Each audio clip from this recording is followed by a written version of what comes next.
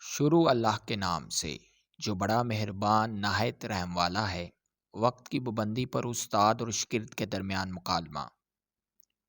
استاد white board پر لکھنے میں مصروف ہے۔ شاگرد کمرہ جماعت کے دروازے پر کھڑے ہو کر اندر آنے کی اجازت طلب کرتا ہے۔ شاگرد: کیا میں کلاس میں آ سکتا ہوں؟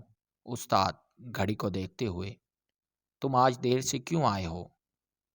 شاگرد: سر آپ تو جانتے ہیں اگلے ہفتے سے ہمارے دسمبر ٹیسٹ کا آغاز ہو رہا ہے اور رات دیر تک پڑھائی میں مصروف رہنے کی وجہ سے مجھے صبح اٹھنے میں دیر ہو جاتی ہے۔ استاد: پڑھائی کرنا تو اچھی بات ہے لیکن رات دیر تک جاگنے سے تمہاری صحت اور پڑھائی دونوں پر برا اثر پڑے گا۔ شاگرد: جی بہتر۔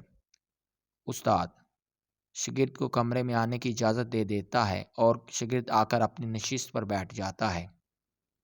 استاد: کیا تم نے گھر میں پڑھائی کا کوئی وقت مقرر کر رکھا ہے؟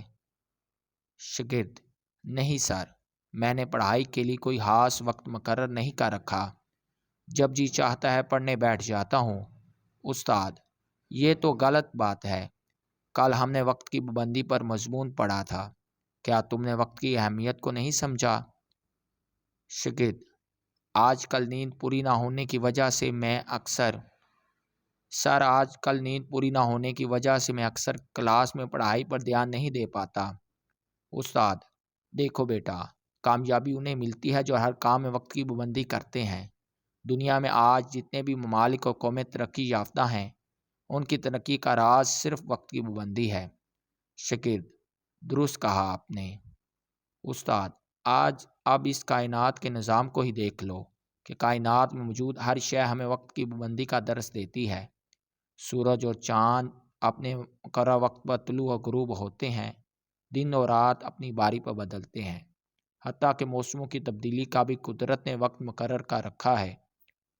شاگرد: ہمارا دین اسلام بھی تو ہمیں وقت کی پابندی کا درس دیتا ہے۔ استاد: جی بالکل، ہماری جتنی بھی عبادات ہیں سب کی ادائیگی کا وقت مقرر ہے۔ نماز مقرر وقت پر ادا کرنے کا حکم ہے۔ قرآن مجید میں اللہ تعالیٰ فرماتا ہے، بے شک نماز مومنوں پر مقرر وقت کے حساب سے فرض ہے۔ شاگرد: آج مجھے اپنی قسمت پر رشک آتا ہے کہ مجھے آپ جیسے ذی فہم استاد کی صحبت نصیب ہوئی۔ استاد: میں امید کرتا ہوں کہ آئندہ تم کلاس میں وقت پر آؤ گے اور اپنا پورا دھیان پڑھائی میں لگاؤ گے۔ شاگرد: میں وعدہ کرتا ہوں کہ آپ کو دوبارہ شکایت کا موقع نہیں ملے گا۔ لیکچر ختم ہونے کی گھنٹی بجتی ہے۔ استاد: اچھا بچوں، اللہ حافظ، اب کل ملاقات ہوگی۔